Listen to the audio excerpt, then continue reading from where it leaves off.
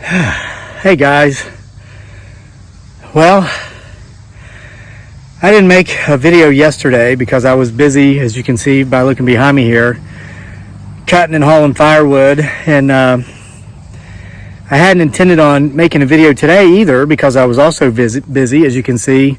What we've not unloaded yet, this is load number 2.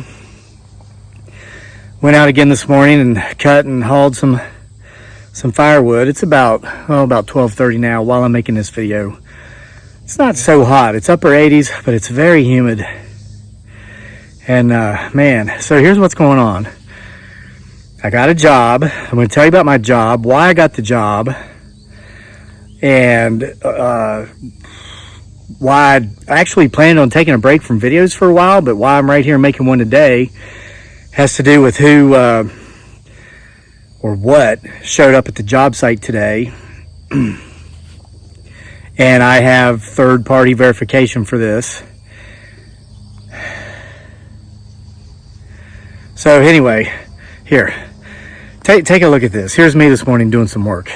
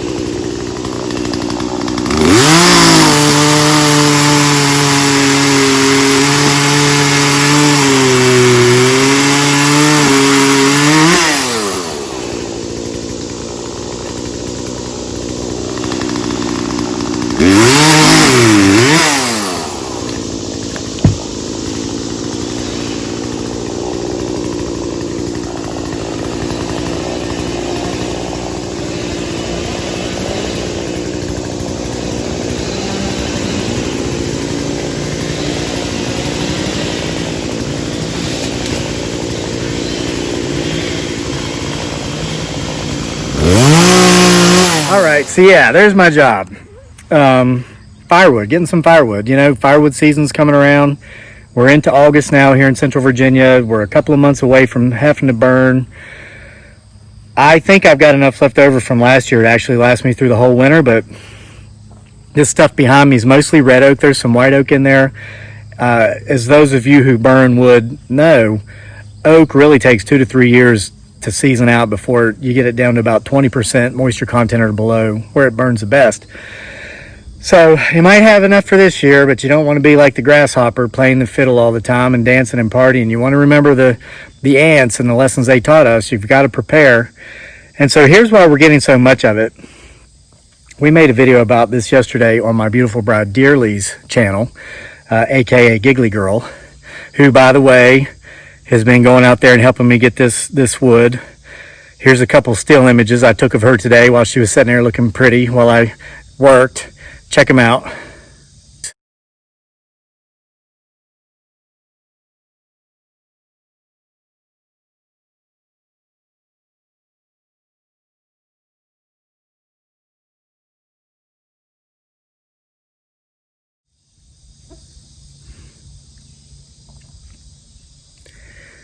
Okay, and even our son's been getting out there with us and helping with the small stuff. We everything we do, we pretty much do as a family, and it's a lot of fun. So here's what's going on. I have been just writing 3,000 to 5,000 words a day for months. Once we started the Bigfoot Sasquatch Files, and was pleasantly surprised to see how well that's done, and it's only because of you guys. Thank you so much for watching the videos, getting the books. Then of course I've been working on this Halloween anthology that's kind of been a 7-year long project, trying to finish that up by the end of August. But to cut to the chase, which I know I'm not good at doing in these videos, I've become restless, irritable, and discontent because I'm doing the same thing over and over and over. Been making these videos out here. Went back up into the potential Bigfoot Sasquatch lair one day there last week with my beautiful bride, Dearly, aka Giggly Girl. We have every reason to believe that we were followed home. Had one of those no-see-ums bite my arm. If you're in the South, you know what those are. If you're not, I'm going to tell you. They're these nasty little insects that bite, and it hurts like a mosquito, but when you look, they're so small you can't even see them. They're like the size of a grain of pepper, so we call them no-see-ums. They hurt. So anyway, been doing the same thing, all this work, and we canceled our beach trip. I shared this in another video a couple weeks ago. We go down to the Outer Banks of North Carolina every summer. Usually once in the summer and then once again after Labor Day, because the prices of everything just get cut in half down there after Labor Day. But we canceled that this year because of the COVID-19 thing. And again, we're not too concerned about getting it because we're young and we're healthy. But what we don't want to do is go down there, be around a bunch of people from other places, pick it up, become super carriers, and come home and give it to people in our community who are over 50, who do have underlying health issues. They're not just our friends. I mean, the people in our community that we could infect, who we will never meet, their lives are more important to us than our week at the beach. So we simply are not crossing state lines to go to the beach and have our week at the beach. Yeah, enough said. So now there's been times in the past when I've been writing a lot and making a lot of these Bigfoot Sasquatch videos where I've gotten restless, irritable, discontent, and had gone off to the beach or whatever. Or, if it's wrong time of year, like winter, and sometimes I get cabin fever in the winter, I will actually go out and get a job. I'll go through a temp agency here in Charlottesville, Virginia, and they always have work to do. Because, I don't need anything full time because of the channel, the writing, these things. And that's where I need to focus, on my books and my videos and all these things. Not like, so anyway, but I'll temp and do something like part time, maybe 3 or 4 days a week. I'll go in at 8 a.m. and work till noon, and that just kind of shakes it up a bit, breaks up the monotony, and I don't feel all restless, irritable, and discontent. And sometimes I'll meet people or I'll have experiences while I'm working these temp jobs that gives me an idea for another story, sometimes another short story, or maybe sometimes an entire full-length novel. So, but here's the deal. I'm not temping this time with this new job because jobs are scarce due to the COVID-19 pandemic. My take on it is I need it to break up the monotony, but I don't necessarily need it for the finances. So I'm not going to take a spot away from somebody who probably needs it to pay their bills. So, but still, I was like, gosh, I got to do something different. Let me get these no-see-ums off my arms. Here's my new job, okay? I'm cutting wood and a ton of it. Check out another clip of me doing it this morning while I kill these no-see-ums.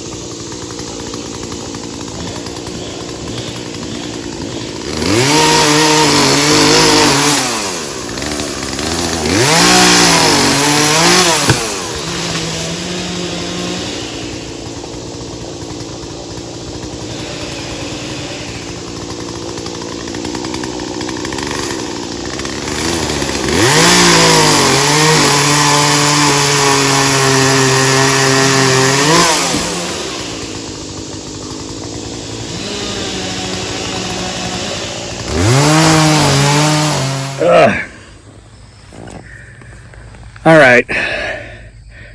So yeah, we had a tornado come through our area. Big heavy windstorms or windstorm, and we believe a tornado touchdown because hundreds of households have lost a combined thousands of trees. And these are big, mature, as you can see in the video footage and the still images with my beautiful bride dearly, aka Giggly Girl. Massive virgin timber. Some of these trees are older than our country. I mean, there's some oak trees out there that are probably 300 years old. So I told my beautiful bride dearly, aka Giggly Girl, hey, let's just go out. You know, all these people are giving the wood away, and they're grateful that people are coming to get it and cut it up and remove it for them. If you listen, I mean, I hear chainsaws around me. I mean, there's enough down trees to where we're all going to be able to get, we're going to try to get a truckload of firewood a day for as long as we last. So anyway, guess who showed up today? Okay.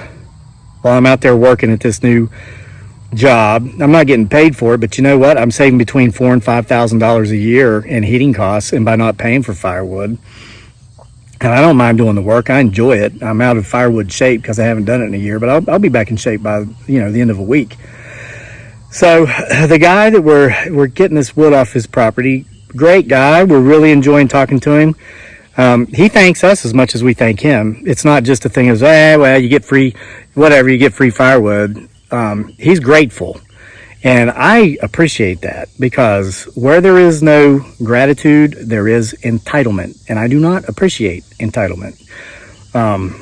There's some people say, well, why should I thank you for getting my wood? You're getting free firewood. This guy's thanking us for getting it because his trees are all over his yard and we're cleaning it up for him. And he knows what he'd have to pay a professional to do that.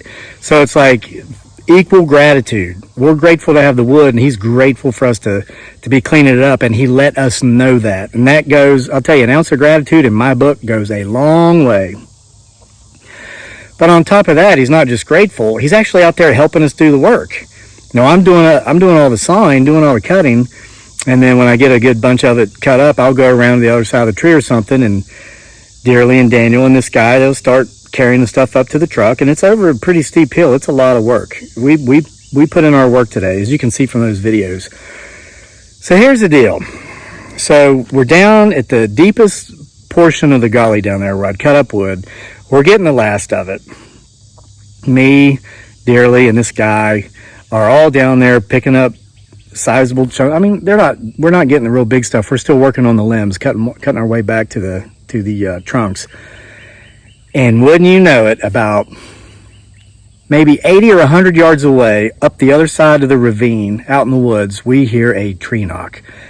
Clang! Just like a solid piece of maple, maybe this big, just banged up on the side of a tree. And all three of us looked that way, because all three of us heard it, okay? Even this other guy, who doesn't know what I do. I don't believe he knows what I do. I don't think he knows that I am a cryptozoologist. So we heard it, and me and Dearly, we just look at each other. We make eye contact with a knowing stare. And this guy just looks at me, which lets me know he heard it too. And I said, did you hear that? He said, yeah. What was that? And I said, it sounded like somebody took a big stick and just banged it up against the side of a tree, doesn't it? He goes, yeah. And he looks back in the same direction. And then me and Dearly give each other that knowing look again, make eye contact. And he says, what was that? And he looks back at me. I said, I don't know. And I just keep getting my wood. But he heard it, and I think he saw the look that my beautiful bride Dearly, aka Giggle, these no-see-ums driving me nuts, they're on my legs now, saw the look, and he could tell that we maybe knew a little bit more than we were saying. He didn't ask, and I didn't tell, because we just started getting his wood. And I kind of don't want to start giving off the crazy lake vibes just yet. I want to wait until I have at least another winter's worth of wood, and then I might start asking him some questions about, if you ever had any of these types of things happen around here, and then mentioning some of those types of things. Because I did ask him, I said, is there a house back there? And he said, no, there's nothing back there. It's woods for miles. So, who or what can just pick up a stick and bang the side of a tree in the middle of the woods where there's no houses and no people? And why did he, she, it, or they do it while we're out there doing firewood? Let me know your thoughts. Is it that whole I'm an empath thing and they knew I was there, they knew that, you know, I would understand? Or could it be that maybe some that have been through this area, it's in the same county, it's not too far out the road. I mean, I'm not driving far at all to get this stuff. I wouldn't put myself out too much, and it's just right down the road. So these things would be within walking distance of here. So that's my story. I'm sticking to it, and I'm going to be getting a lot of wood. I'm sure it'll break up the monotony quick enough to where I will still be regular with these videos. I really enjoy doing this, and I enjoy the feedback I get from you guys. And I really do appreciate the fact you've been buying, you know, the books on Amazon, available at the link in the description box below. And I hope you guys are staying safe through this whole COVID thing. And that's all. I've got to go eat some lunch. We went out there. We didn't eat breakfast before we went, and Dearly's in there making so much chicken adobo, and it smells so good. So I'm going to go eat it. So thanks for being here with me for another episode of a unplanned PBS. But we potentially ran into one, the potential Bigfoot Sasquatch show.